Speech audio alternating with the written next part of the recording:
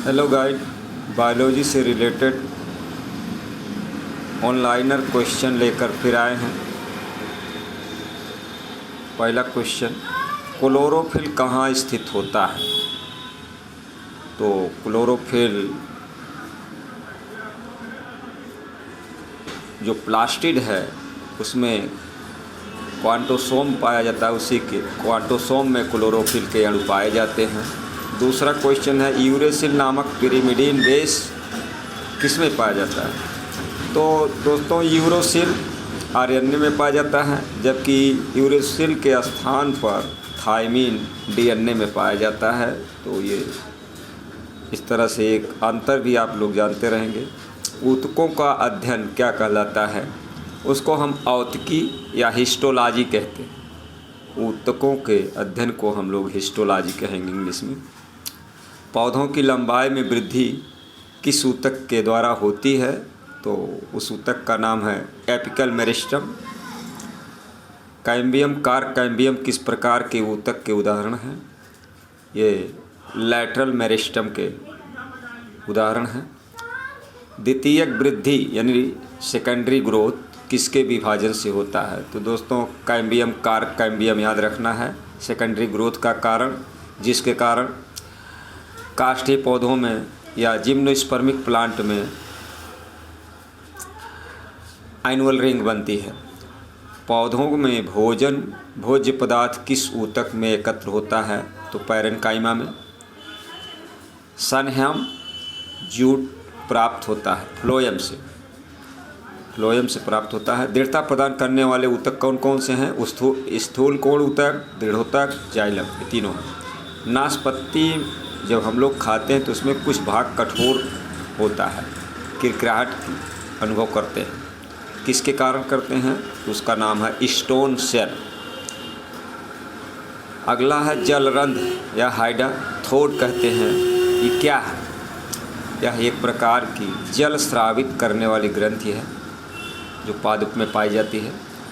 जड़ों द्वारा अवशोषित जल, खनिज, लवण पौधों के विभिन्न भागों तक पहुंचाया जाता है। कौन से ऊतक पहुंचाते हैं? तो जाइलम, उसका नाम है जाइलम। पौधों के हरे पौधों में निर्मित भोज्य पदार्थ पौधों के अन्य भागों तक पहुंचाने के लिए कौन सा ऊतक होता है? तो फ्लोएम। फ्लोएम के द्वारा भोजन पहुंचाते हैं। और जल और खनिज की बात आएगी तो जाइलम को। अगला क्वेश्चन है, कंडरा किसे जोड़ती है? कंडरा को इंग्लिश में टेंडन कहते हैं। एक पेशी को हड्डी से पेशी को जोड़ने का काम ये करती है। यानी पेशी को हड्डी से जोड़ना है तो टेंडन, और हड्डी को हड्डी से जोड़ना है तो लिगामेंट याद रखेंगे। मास्ट सेल किस में मिलती है? तो संयोजी ऊतक में मिलती है। टमाटर का रंग लाल क्यों होता है? तो लाइकोपीन नामक एक कैरोटीनॉयड पिगमेंट है, उसी के कारण ये टमाटर लाल होता है। मिर्च का रंग लाल क्यों होता है? तो ये भी एक प्रकार का कैरोटीनॉयड है जिसके कारण मिर्च लाल हो जाती है। अगला क्वेश्चन है, प्रकाश ऊर्जा या विकिरण ऊर्जा रासायनिक ऊर्जा में कहाँ बदलती है? किसके द्वारा बदलती है? तो क्लोरोफिल याद रखना है, जो कि क्लोरोप्लास्ट में पाई जाती है क्लोरोफिल। प्लाज्मा झिल्ली में पारगम्यता कैसी होती है? प्लाज्मा झिल्ली की पारगम्यता को हम लोग सेलेक्टिव परमिएबिलिटी कहेंगे या सेलेक्टिव परमिएबल कहेंगे। जीव द्रव्य में सर्वाधिक मात्रा में कौन सा तत्व पाया जाता है? ऑक्सीजन। पौध कोशिका में सबसे बड़ा कोशिकांग यानी प्लांट में सबसे बड़ा सेल ऑर्गेनली कौन सा है? तो प्लास्टिड याद रखेंगे। माइक्रोन, एक माइक्रोन बराबर होता है 10⁻⁻6 मीटर होता है। एंगस्ट्राम, एक एंगस्ट्राम बराबर होता है 10⁻10 मीटर होता है। जीव द्रव्य में साल एवं जल परिवर्तन कौन सी क्रिया है? तो जैव रासायनिक क्रिया है, बायोकेमिकल रिएक्शन है। ऑक्सीजन की क्रेब्स साइकिल माइटोकॉन्ड्रिया में कहाँ संपन्न होती है? तो मैट्रिक्स याद रखना है दोस्तों। ऑक्सीजन की इलेक्ट्रॉन अभिगमन तंत्र एवं फास्फोरिलीकरण की प्रक्रिया माइटोकॉन्ड्रिया के किस भाग में होती है? तो देखिए माइटोकॉन्ड्रिया में एक संरचना होती है जिसको हम क्रिस्टी कहते हैं। क्रिस्टी पर बहुत सारे F1 पार्टिकल पाए जाते हैं।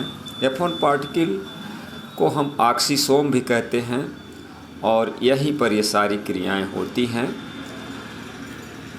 अब चलिए इस पेज पर ऊर्जा के साथ साथ पदार्थों के पूर्ण ऑक्सीकरण के फलस्वरूप क्या बनता है।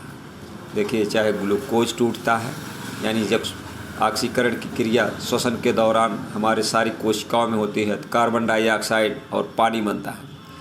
कोशिका के किन कोशिकांग में डीएनए पाया जाता है तो देखिए पहली चीज़ डीएनए देखिए केंद्रक में तो पाया ही जाता है। उसके अलावा ये 2 सेल ऑर्गेनेली आपको विशेष रूप से याद करना, माइटोकॉन्ड्रिया यानी उसका खुद का डीएनए होता है, क्लोरोप्लास्ट में भी पाया जाता है। जंतु कोशिका में सबसे बड़ा कोशिकांग कौन सा है। देखिए पादप कोशिका में प्लास्टिड था, जंतु कोशिका का सबसे बड़ा कोशिकांग गाल्जी का है, गाल्जी बॉडी जिसको कहते हो। एटीपी का निर्माण कहाँ होता है। एटीपी का निर्माण माइटोकॉन्ड्रिया में होता है। ट्रैफिक पुलिस किस कोशिकांग को कहते हैं। गाल्जी काय को, गाल्जी बॉडी को। माइटोकॉन्ड्रिया कहाँ पाया जाता है, कहाँ नहीं पाया जाता है। देखिए माइटोकॉन्ड्रिया कहाँ नहीं पाया जाता है। देखिए ये मेम्ब्रेन बाउंड ऑर्गेनेली है माइटोकॉन्ड्रिया, तो केवल यूकैरियोटिक सेल में पाया जाएगा, प्रोकैरियोटिक में नहीं पाया जाता है। बैक्टीरियम भी नहीं पाया जाएगा, ब्लू ग्रीन एल्गी में नहीं पाया जाएगा, यानी नीले हरे शैवाल में नहीं पाया जाएगा। प्रकाश संश्लेषण, प्रोटीन संश्लेषण, वसा संश्लेषण ये कहाँ होता है तो इसका एक ही उत्तर है, लवक या प्लास्टिड कहोगे। प्रकाश संश्लेषण की प्रकाशिक एवं अप्रकाशिक अपक्रियाएँ क्लोरोप्लास्ट में कहाँ होती हैं। देखिए प्रकाशिक अपक्रिया जो क्लोरोप्लास्ट